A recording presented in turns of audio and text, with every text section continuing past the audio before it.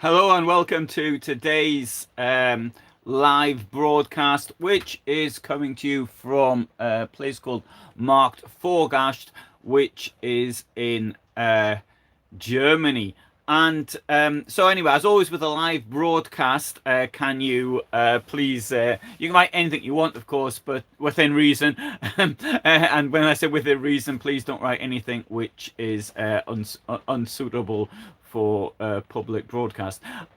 The also, I must point out today I seem to have a problem with my camera. It's telling me to rotate the device. I don't know why. As it's currently correct. So if I get any messages, I might be able to read them properly. Anyway, so today what I'd like to do is to have a look at this thing, the announcement which was done a few days ago that certain countries are going to supply tanks to Ukraine. Now, in the first place, the vehicles which are being offered are not what people would normally call tanks. They are, in fact, armored personnel carriers. Indeed, a lot of what's often referred to as the enemy losses are, in fact, not tanks themselves, but I haven't actually seen all that many smashed up tanks in Ukraine, but I've seen plenty of armored personnel vehicles, BMP range, and you may have seen films I've done in the past from Ukraine with these vehicles. Indeed, I showed from Bucha. I have a video where I go through. There's a stack of stuff which is just dumped in one place. It was moved because it was on the main street, but it was moved. And I walk around it, but there you can see there aren't actually any what we would think of as a tank. They are, in fact, these armored personnel carriers. Now, how would we define a tank? I think a tank has to be, first of all, it has to be tracked, and I think that's the number one thing. It's a heavier weapon, which is designed more for fighting rather than for reconnaissance as such, or carrying people. And so most of these BMP is largely, I would say, a people carrier or soldier carrier as such. So the what's been suggested as being delivered to Ukraine, so the Bradley fighting vehicle, the German Marder, and the French, I forgot the name of it now, OMX or something, that thing with a big gun on it. Now, the first two are definitely these are vehicles which are for carrying infantry. Indeed, with the Bradley, there's one of the versions, I think it's called the cavalry version, where there's more crew than the infantry it can actually carry. So it in that case is probably more designed as a support vehicle. Israel, however, I must say, has got a tank called the Merkava, which can actually carry infantry inside. So this is now sort of giving a bit of a link between the two. Now, one thing a lot of people have said is that what's happened in Ukraine in the beginning of this war was that this shows that the day of the tank is over. But this has been said in the past, and above all, it was said 50 years ago, or nearly 50 years ago, 49 and a half years ago, during the Yom Kippur War, when Israel counterattacked in the Sinai and was severely defeated by the mass of anti-tank weapons which has been supplied to Egypt from the Soviet Union. And so the time, this is the end, there'll never be any tanks again. But that, as it turned out, it wasn't what actually happened, because as soon as Israel found a way of getting around the defensive, so the anti-aircraft weapons above all, and by knocking them out using infantry, then they were able to show that the day of the tank isn't over. That wasn't the first time in history, though, the day of the tank was said to have been over. At the end of the First World War, there was when tanks appeared, but they weren't very efficient. But it was considered even then, but that was trench warfare and all the rest of it. It wouldn't really work. But even before then, when the first steel was used on bows and arrows, on crossbows, and it would go through the armor that the knights were wearing, rather than the iron ones which couldn't get through. That was said also at the end of armor. The Battle of Agincourt is a very good example where French knights were largely in armor, and the English who were opposing them were heavily outnumbered. But then again, it was just due to tactics. So these things happen constantly throughout history. In my opinion, in future, the day of the tank isn't over. I think there might get to be more like drone sort of vehicles, which will just sort of drive around and control, some like robots, I suppose, controlled by operators somewhere else. On the other hand, I also do think that it is probable with technology that there will be countermeasures, because what we've seen throughout history is that these very same countermeasures have come in. And one of the examples is something called ERA, explosive reactive armor, which these sort of these blocks which are put on the side of tanks, and these things also again said to have been the end of thought that the anti-tank weapons, the bazookas, the type of things, they would, because they're so light and easy to carry, but so it's just a matter of technology, and I think that there will be measures against the likes of things like javelins and what have you, which become very prominent in the future. Now, with this announcement of delivering tanks, which aren't tanks, they're other vehicles, and not only that, they're all very old things. I mean, these are things from when I was in the army from the 1980s. So it's, in fact, I uploaded, although I never actually published it, 2017, 6 years ago, 2018, sorry, 5 years ago, a history of the Bradley tank, and I'll have to. Maybe I could actually use that now. It actually means something. The Bradley tank, the Bradley vehicle. Sorry, and there's me. It's got me saying the same thing now. But the thing I think about this is that the Western allies have all the time tried to treat Ukraine as like that. We will give Ukraine weapons to defend itself, so it doesn't lose the war. But we won't give them anything to ensure that they can stop the war.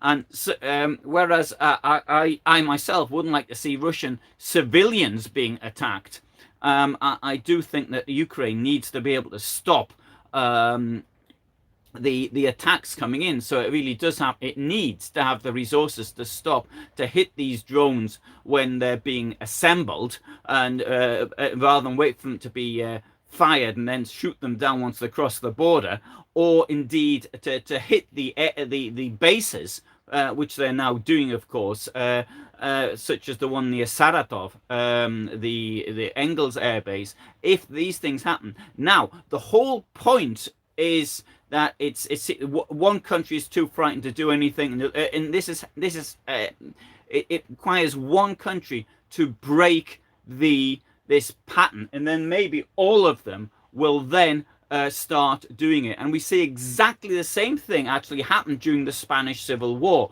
It was the fact that France was too frightened to do anything without British assistance, and Britain just wouldn't do anything. Therefore, the legal Spanish government, the Spanish government which was elected, was defeated by the fascist coup d'etat of General Franco, although that coup d'etat was in fact the failed coup d'etat which led to a civil war. In the meantime, the fascist powers, Nazi Germany and above all fascist Italy, were supplying huge amounts of weapons. Indeed, though, it needs to be said that the policy of Hitler during the Spanish Civil War was to keep the war going. He didn't want the fascists to win outright. He wanted the war to continue, and that is absolutely clear from things that he said and the records that we have of this. And this is what I fear is exactly the same thing with Ukraine, that the war in Ukraine, it's what Putin wants. He wants it to continue. He doesn't want it to end. That is not good for his financial interest, and it's not good for his geopolitical stuff as well. It just wants the war to continue as long as possible, because that creates the conditions that allow him to do the things he wants, to create misery for millions of refugees and suffering for these people, at the same time as allowing his particular financial interests to increase. Therefore, I do think that what the Western allies need to do is to give the resources to end the war. Now, the amount of weapons which have been delivered gets lots of publicity. But I, in my time in Ukraine, have not seen many Western. In fact, I saw 3 what I think were Humvees, but I don't know. I saw them in the Donbass, and I saw 1 M777 howitzer. And as far as the Humvees are concerned, I don't know if they're American manufacturer or not. I don't know. I mean, well, I know they may have been made in Ukraine, but as far as the M777, yeah, without any doubt, that was an American weapon. I don't have any doubt that. I spoke to the crew. The crew were trained in Germany. So from that point of view, I have absolutely no doubt. But in my opinion, what I think we do need to see, and if history teaches us anything, it's this, is that giving in to dictators doesn't work. That was the lesson from the 1930s. It could not have been clearer. And allowing wars just to continue just makes things worse. And if that is, we don't even have to go back to the 1930s. We can look at the situation that has existed since 2014, when the Putin aggression against Ukraine started. If the aggressor had been defeated in Crimea, which might have been difficult, but if it had happened, then this war wouldn't be happening now. If the aggressor had been defeated in the Donbass, then we wouldn't be having this problem now. Oh, sorry. Hello. Sorry, I can't. Isa, I think maybe. Oh, sorry, I can't see the. Unfortunately, as my camera, for some daft reason, this is YouTube, is putting things on the side. I can't see the names. So right. Anyway, I just wanted to make that point. I think this is really good news, but at the same time, it needs to be pointed out that there are only 3 tanks, for example, from the UK, which are coming. 3 tanks. I mean, what's that going to do? What's needed is, in numbers, which can actually win the war. And there's another problem which has gone through my mind a lot, is, can you imagine the amount of spare parts which are necessary? So I'm going to say tanks. Now, the UK has actually promised 3 Challenger tanks, but what the Ukrainians clearly do need, I'm sure that all the T-72s which could be delivered were delivered, and T-55s and T-60s, but there are these Leopard tanks in Germany. Let them have them. Now, I do appreciate that this could be a nightmare for anybody trying to repair things. Tanks and armored vehicles break down all the time. Constantly. They're worse than Jaguar cars for breaking down. They are constantly in the workshop. And can you imagine the situation that with all these parts, which are likely to be required, huge amounts of them. Anyway, that I think that's a subject for a different time. Anyway, right. So I'm now in a place called Marktschorgast, which is in northern Bavaria, and I'm on my way to Stuttgart. As you can hear, possibly it's raining outside, and I don't like to drive in the rain. I also don't like to drive in the snow, and I don't like driving a lot. So that's me quite fussy, considering my main business is with vehicles. So so anyway, so I've stopped here. I was going to go and film it because I got a very interesting Hitler story from this place, but anyway, it'll have to wait until the next time, because I don't like walking around in the rain either. Today, the charity which I'm working with, the foundation, actually the people returned from Bakhmut. I didn't go because I had this trip, and they did say I'd probably maybe be able to make the 2 but it was just too tight. So I said I didn't think I could do it. But I will be in Ukraine next month, and anyway, so I shall be reporting about that. I've got to be careful of doing live broadcasts though, because I'm really, for security reasons, from there. Also with things like posting videos and things, I wait until anything I've actually videoed, I wait until somebody else has also actually uploaded something similar, and then I'll do it. Particularly once I upload it, it's usually from the main TV companies, and then I'll actually upload. I'm very, very cautious about things of that nature.